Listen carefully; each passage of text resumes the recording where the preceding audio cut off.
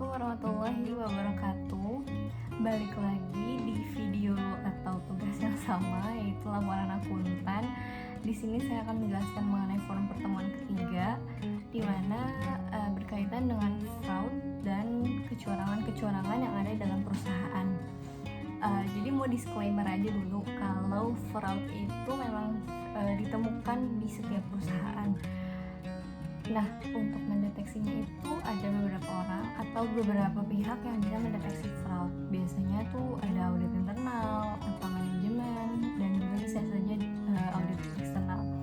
Mungkin di sini point of view-nya lebih ke audit eksternal. Jadi kita langsung masuk aja ke pertanyaan yang pertama. Yang pertama, jelaskan 3 kondisi yang ada pada setiap kecurangan versi Donald Creasy.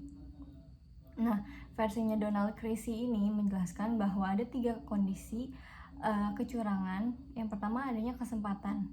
Iya dong, karena ada kesempatan ya ada jalan gitu kan. Kan kita udah pertemuan sebelumnya kita sudah membahas mengenai manajemen risiko, mengenai pengendalian internal. Sempat saya singgung juga beberapa contoh fraud di dalam video saya sebelumnya. Nah, sebenarnya kesempatan itu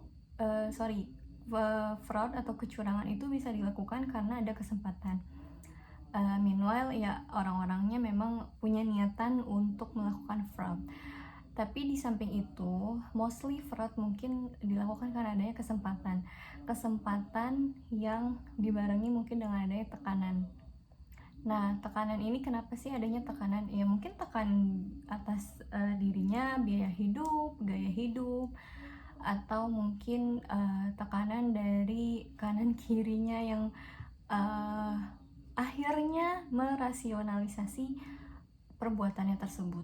Jadi setiap orang atau mungkin orang-orang yang sudah melakukan fraud karena mungkin merasa dirinya tertekan sehingga merasionalisasi perbuatannya. Contohnya gini, seseorang melakukan manipulatif mengenai bill atau stroke gitu kan. Oke, di markup atau di overstated gitu. Terus itu kan kesempatan, karena adanya kesempatan makanya dia melakukan seperti itu misalnya.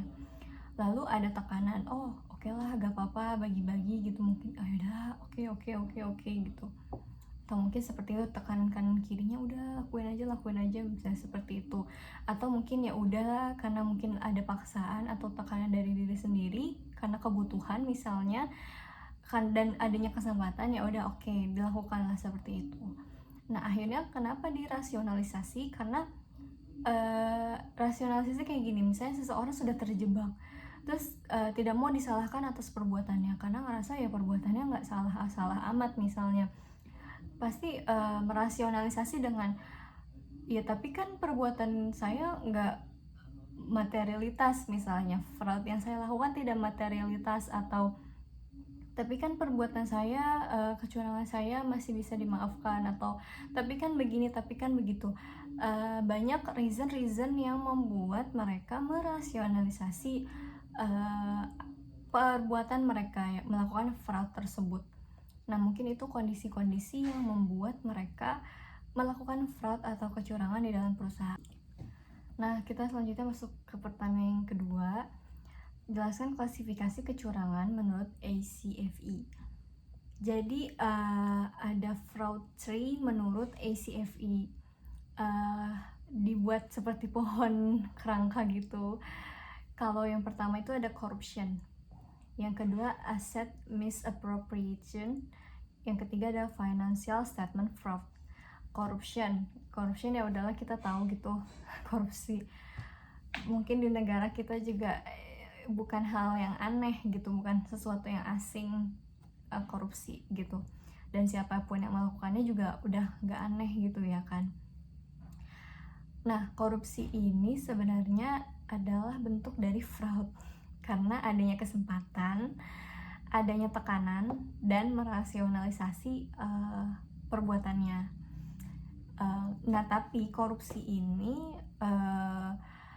bukan bagian dari atau tidak mencakup oleh auditor eksternal gitu kan. Mungkin kalau korupsi sih lebih ke hal yang lain ya, maksudnya biasanya ke KPK gitu. Jadi auditor eksternal itu tidak ke sini arahnya, cuma ini adalah bentuk-bentuk dari fraud. Jadi gimana pun auditor eksternal tetap harus tahu bentuk fraud itu seperti apa. Nah, korupsi ini termasuk dari bagian dari fraud gitu kan. Nah, yang kedua ada asset misappropriation. Jadi aset yang penggunaannya tuh nggak tepat atau disalahgunakan bahasanya. Jadi disalahgunakan ini bukan berarti kayak ya mungkin fraud itu nggak cuma hal-hal yang langsung materialitas ya, tapi fraud itu bisa aja hal-hal yang kecil yang terus-terusan dilakukan sehingga akhirnya bisa menimbulkan masalah yang lebih besar lagi gitu.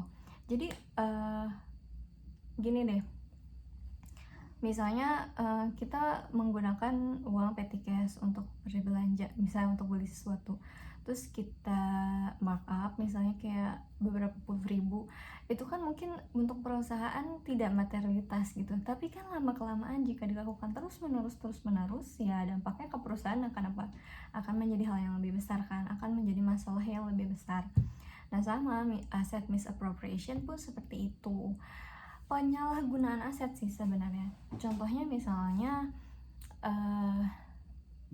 ya mobil operasional kantor lah ya, gak usah jauh-jauh. Mobil operasional kantor dipakai oleh pribadi tapi pakai e-tol kantor, biaya bensinnya pakai minta rembes kantor, itu kan juga bagian dari fraud. Karena kenapa? Mobil kantor dipakai untuk operasional kantor tapi malah disalahgunakan menjadi mobil untuk operasional pribadi dan meminta uang transport, uang e-tolnya ke kantor. Itu tuh udah asset misappropriation banget gitu, maksudnya sudah penyalahgunaan aset banget gitu. Gak cuma kayak gitu, misalnya juga apa ya, banyak sih contohnya deh, hal kecil mungkin, ini sih mungkin hal kecil, laptop kita bawa pulang untuk WFH tapi misalnya karena misalnya dipakai main game di rumah gitu kan, akhirnya rusak, minta benerin kantor yang bayar, padahal kita yang pakai gitu. Itu kan aset misappropriation banget gitu kan. Even itu cuma hal-hal kecil, tapi kan lama kelamaan jika dilakukan terus menerus akan menjadi hal yang besar untuk sebuah perusahaan gitu.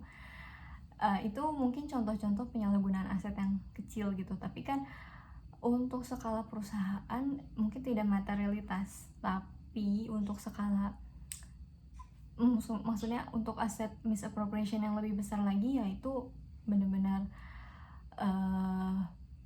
akan merugikan perusahaan sih, dan itu wajib dideteksi sedari dini oleh auditor eksternal. Kenapa? Karena auditor eksternal kan bertanggung jawab atas laporan keuangannya, memberikan opininya, melaksanakan auditnya dengan berbagai macam sampling, makanya tuh harus ketahuan gitu. Jadi dilihat dari pengendalian internalnya, dilihat dari perilaku manajemennya terbuka atau tidak, itu kan bisa dideteksi dari situ gitu.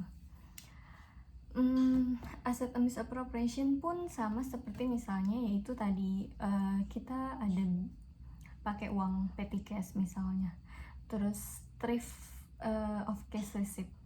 Nah, thrift of cash receipt ini yang seperti saya pernah bilang, kita markup atau kita bikin kwitansi palsu misalnya gitu kan ya, yang membuat pengeluarannya tidak seperti aslinya. Nah, sisanya itu bisa kita ambil. Nah, itu kan juga fraud, bagian dari fraud. Atau kalau misalnya disbursement atau reimburse, ya itu seperti yang saya bilang tadi, kendaraan operasional dipakai oleh pribadi tapi bensinnya, e-tolnya itu minta reimburse kantor, itu kan nggak etis gitu. Maksudnya itu kan memang operasional tapi kan dipakai untuk pribadi, harusnya pribadi dong yang mengeluarkan uangnya, tapi karena disalahgunakan. Kenapa? Adanya kesempatan yang membuat adanya misappropriation itu atau penyalahgunaan itu. Jadi iya, balik lagi sih untuk mendeteksinya kita lihat sampling. Audit kan biasanya melakukan sampling, terus kita deteksi, terus kita lihat pengendalian internalnya seperti apa. Ya, pendeteksiannya seperti itu. Dan yang terakhir ada financial statement fraud. Mungkin ini yang dilakukan oleh banyak perusahaan-perusahaan yang akhirnya tersangkut kasus gitu kan. Bisa aja kayak gagal bayar atau nggak bisa memenuhi hak atau memberikan haknya si nasabah misalnya gitu. Ya nggak usah jauh-jauh, baru-baru ini adalah kasusnya si Jiwasraya akhir tahun kemarin 2020 karena ketahuan korupsi gitu kan, merugikan negara sekian triliun. Kebetulan itu merupakan fenomena dalam penelitian saya. Jadi si Jiwasraya ini ya gitu, beberapa kali ganti direksi, tetap saja adanya asimetri informasi di dalam perusahaannya yang membuat shareholders, FYI, shareholdersnya si Jiwasraya ini kan memang negara Republik Indonesia, dibawahi langsung oleh BUMN. Jadi shareholdersnya merasa bahwa adanya atau asimetri informasi di dalam perusahaannya karena manajemen tidak memberikan informasi secara lengkap dan terbuka kepada shareholders. Akhirnya ketika Menteri BUMN diganti oleh Bapak Erick Thohir mendeteksi adanya kecurangan dengan yaitu tadi Jiwasraya gagal bayar klaim asuransi nasabahnya.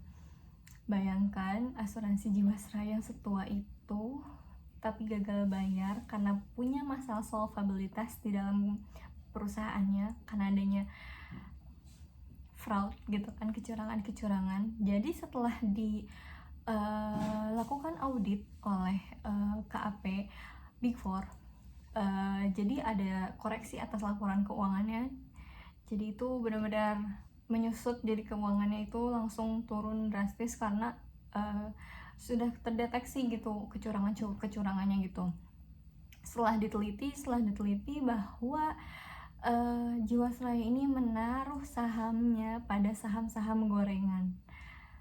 Itu yang membuat investasinya turun anjlok drastis karena perusahaannya menaruh pada saham-saham gorengan. Jadi itulah yang membuat perusahaannya secara laporan keuangan terlihat bagus, tapi dalamnya nggak ada apa-apanya gitu. Dan ternyata setelah ditelisik, laporan keuangan Jiwasraya itu tidak dipublikasi sejak 2017. Artinya 2017 itu Jiwasraya benar-benar tertutup, tidak mempublikasi laporan keuangannya. Memang Jiwasraya bukan perusahaan publik, tetapi kan tetap yang punyanya BUMN gitu kan, harus mempublikasi laporan keuangannya. Nah, Jiwasraya tidak mempublikasi laporan keuangannya sejak 2017. It means there's something wrong inside the company gitu. Jadi itu ada yang ditutup-tutupin pasti. Karena ya akhirnya ketahuan lah tidak bisa memenuhi asuransi atau klaim asuransi dari nasabahnya. Biasanya financial statement fraud itu di overstated atau understated. Contohnya misalnya gini, income di overstated, biayanya di understated gitu. Atau mungkin kebalikannya, biaya di overstated, income di understated. Biar apa? Biar nggak kena pajak. Tapi misalnya mungkin untuk menarik investor untuk berinvestasi, income-nya di overstate, terus beban-bebannya di understate biar income-nya terlihat cantik, menarik gitu. Tapi kan ya itu bagian permainan perusahaan. Itu kenapa begitu? Kita berkaca pada kasusnya Enron begitu memarkup karena dia tahu perusahaannya tuh udah nggak solvable, udah nggak bisa nih, udah nggak lancar nih perusahaannya nih, udah nggak bagus nih, punya masalah nih. Nah, akhirnya gimana caranya biar dapat funding, biar dapat pendanaan? Ya udah markup laporan keuangan, biar investor invest dulu, akhirnya setelah mendapatkan invest baru mereka merasa safe gitu perusahaannya. Tapi lama kelamaan ternyata memang ketahuan gitu mereka punya hutang sekian berapa dolar, dan akhirnya investor tahu kalau mereka tuh punya hutang sekian dolar, akhirnya dicabut lagi investasinya dan mereka bangkrut. Garis besarnya seperti itu. Jadi fraud itu dimulai dari adanya kesempatan, dilakukan berulang-ulang karena mungkin ada tekanan sana sini, akhirnya perbuatannya dirasionalisasi oleh dirinya sendiri. Makanya benar kata-katanya yaitu something wrong itu dimulai dari adanya kesempatan. Kalau nggak ada kesempatan mungkin ya orang akan mikir 2 atau 3 kali, tapi kalau ada kesempatan ya udah lanjut aja gitu kan. Ya itulah financial statement fraud itu ya bisa dinamakan kayak window dressing kali ya, di markup, dipercantik gitu laporan keuangannya biar perusahaan itu atau biar investor itu mau berinvest, misalnya kayak mengakui pendapatan sedari dini, terlalu banyak jurnal penyesuaian, terlalu mengklasifikasikan beban ke hal beban yang tidak ada di pos-posnya, misalnya kayak gitu sih. Ya namanya juga perusahaan kan. Oke, lanjut, jelaskan bagaimana caranya mendeteksi adanya kecurangan. Caranya ya adanya kita sebagai auditor eksternal mungkin, atau mungkin juga bagian dari sivitas perusahaan harus tahu, harus sensitif gitu, harus bisa merasakan sensitivitas adanya red flags gitu, atau tanda-tanda misalnya kayak orang itu gerak-geriknya berubah, orang itu perilakunya atau behaviornya kepada sekitarnya berubah, terus ada misalnya kayak budaya bekerjanya berbeda gitu kan. Ada yang pokoknya ada hal-hal atau kesempatan-kesempatan yang membuat orang-orang itu melakukan fraud atau kecurangan. Atau dari sisi akuntansi, misalnya kayak perubahan aturan akuntansi atau menganut akuntansi yang tiba-tiba berubah gitu kan. Terus indikator-indikator laporan keuangannya berubah gitu, misalnya kayak menaruh pos-pos itu pada beban-beban yang tidak terlihat gitu. Jadi mungkin ya itu ya, mungkin kebanyakan atau mostly sih dari pengendalian internalnya loss, akhirnya nggak kekontrol lagi gitu kan. Itu red flagsnya ya seseorang tuh berubah, atau mungkin tiba-tiba pakai menganut akuntansi atau sistem PSAK ini gitu, terus tiba-tiba berganti gitu kan, karena untuk apa, menutupi jejak-jejaknya mungkin gitu kan. Mendeteksinya sih ya paling besar yang bisa mendeteksi fraud kecurangan itu internalnya perusahaan. Eksternal itu karena cuma dikasih sampling, oke, sampling gini, tapi kan nggak setiap hari yang ada di situ terjun langsung gitu kan. Tapi yang bisa mendeteksi kecurangan sedari dini itu adalah audit internal, atau ya internal perusahaan gitu ya, manajemen gitu. Tapi beda case ketika mungkin manajemennya yang melakukan fraud, akhirnya menutup-nutupi gitu kan, untuk ya nama baik gitu kan ya gitu ya. Nah itu beda lagi. Ya manajemen akan melakukan apapun untuk menutupi kesalahannya, misalnya ya dengan kayak gitu kan auditor eksternal khususnya tidak bisa mendeteksi fraud yang dilakukan gitu kan, karena memang jejaknya sudah tidak ada gitu. Jadi yang bisa cuma yang kemungkinan besar yang dapat mendeteksi kecurangan karena setiap hari ada di lingkungan itu ya auditor internal gitu. Nah, pertanyaan selanjutnya, apa tanggung jawab auditor eksternal jika kecurangan tersebut terjadi dan tidak terdeteksi? Dan jelaskan apa yang membuat isu hukum atas pertanggungjawaban keuangan meningkat. Ya, auditor eksternal itu bertanggung jawab untuk merencanakan, melaksanakan audit untuk memperoleh keyakinan memadai tentang apakah laporan keuangan ini bebas dari salah ya saji material, baik yang disebabkan oleh kekeliruan atau kecurangan. Jadi auditor eksternal itu bertanggung jawab untuk meyakinkan bahwa laporan keuangan ini bebas dari salah saji material dan kecurangan-kecurangan. Tapi salah saji yang tidak material, auditor eksternal tidak bertanggung jawab atas itu. Misalnya kayak 500 perak, 10.000 rupiah, auditor tidak bertanggung jawab. Auditor eksternal ya khususnya tidak bertanggung jawab. Tapi salah saji material itu auditor eksternal wajib bertanggung jawab. Karena apa? Ya harus dideteksi itu. Nah, sifat bukti audit dan karakteristik kecurangan, auditor dapat memperoleh keyakinan memadai. Kalau salah saji material terdeteksi, auditor tidak bertanggung jawab untuk merencanakan kalau itu tidak material. Nah, auditor eksternal ini kan sesuai standar profesi akuntannya ya, harus meyakinkan bahwa laporan keuangan tersebut bebas dari salah saji material. Ya, bagaimana caranya? Ya dengan melihat pengendalian internalnya. Terus kedua, perilaku manajemennya. Kalau perilaku manajemennya terbuka, baik ya, berarti memberikan keterangan secara utuh dan jelas gitu ya.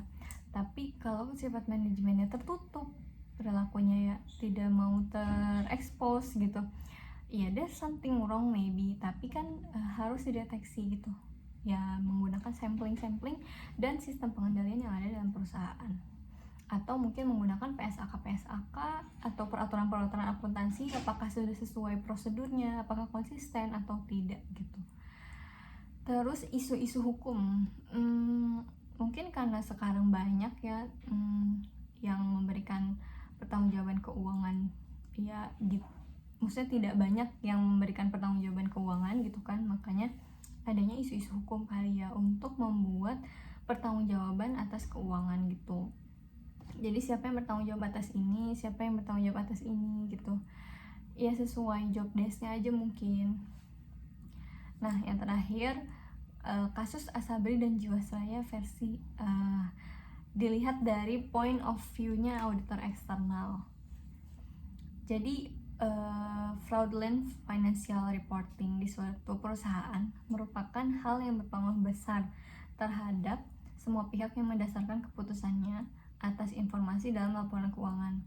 Oleh karena itu, akuntan publik harus bisa mencegah dan mendeteksi lebih dini agar tidak terjadi fraud.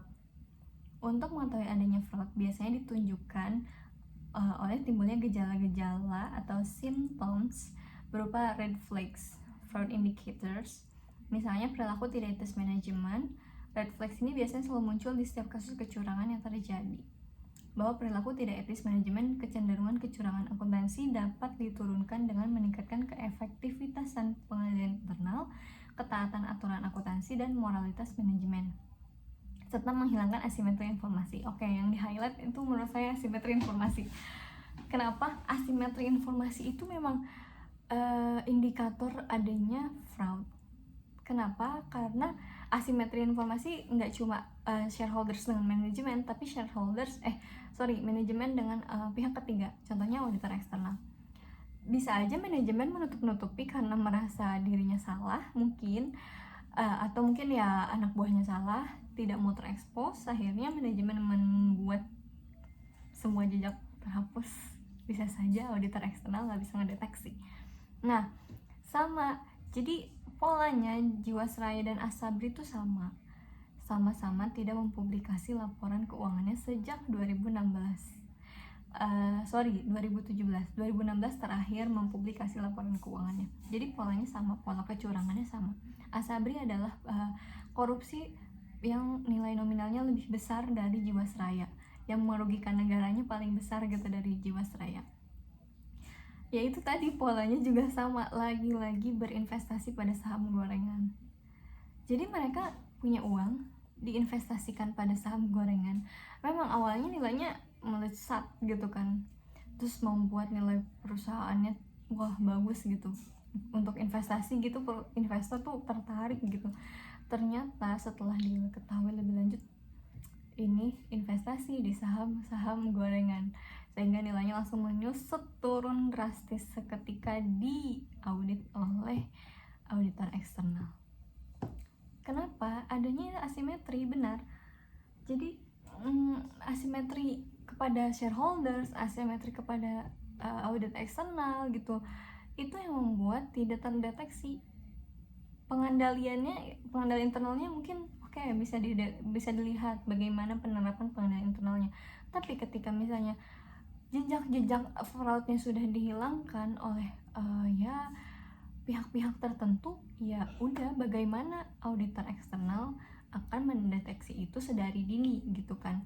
Kalau misalnya dari perilaku manajemen aja tidak etis, tidak mencerminkan bahwa manajemen itu terbuka gitu. Dilihat dari segi pengelolaannya pun memang sudah ada red flags gitu kan. Oh, kayaknya sepertinya perusahaan tuh seperti ini. Nah, yang saya baca dari CNBC, ternyata memang direksinya Jiwasraya itu sudah beberapa kali ganti direksi dan bolanya tetap sama, bolanya ada di direksi ternyata.